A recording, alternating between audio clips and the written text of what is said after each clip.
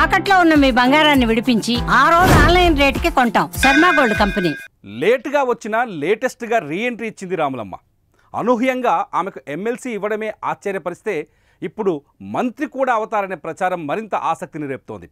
అది కూడా ఖాయమంటూ వార్తలు తెలంగాణ రాజకీయాల్లో హాట్ టాపిక్గా మారాయి.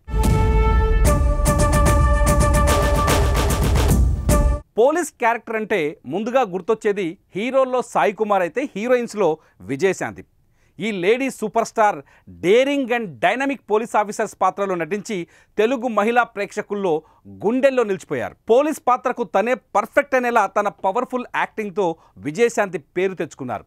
ఆమె తర్వాత ఎంతోమంది హీరోయిన్స్ పోలీస్ రోల్స్ చేసినా కూడా అంత క్రేజ్ తెచ్చుకోలేకపోయారు. పోలీస్ యూనిఫామ్లో వెండితెరపై అలరించిన అలనాటి తార ఇప్పుడు రాజకీయాల్లో ఆ పోలీస్ శాఖకు మంత్రిగా వస్తుందనే పుకార్లు షికార్లు చేస్తున్నాయి.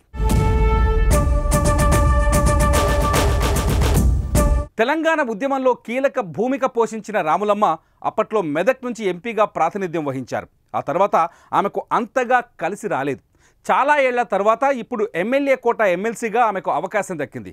అద్దంకి దయాకర్, కెతావత్ శంకర్ నాయకులతో పాటు విజయశాంతి కూడా ఎమ్మెల్యే కోట ఎమ్మెల్సీగా నామినేషన్ దాఖలు చేశారు. విజయశాంతికి ఎమ్మెల్సీ కట్టబెట్టడమే కాదు, మంత్రివర్గంలోకి తీసుకుంటారనే ప్రచారం కూడా జోరుగా సాగుతోంది.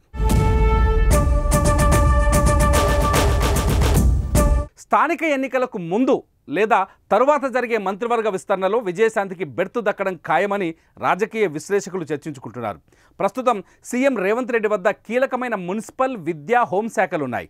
ప్రభుత్వం ఏర్పాటయ్యాక ఆ శాఖలను సీఎం తన వద్దే ఉంచుకొని పర్యవేక్షిస్తున్నారు. అయితే విస్తరణ జరిగితే ఆ మూడు శాఖల్లో విజయశాంతికి ఓ శాఖను కేటాయిస్తారని, ఎక్కువగా హోంమంత్రి అయ్యే అవకాశాలు ఉన్నాయంటూ సోషల్ మీడియా కోడై కూస్తోంది.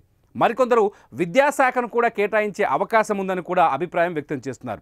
ఇంకొందరు మాత్రం ఆ ప్రచారాన్ని కొట్టిపారేస్తున్నారు.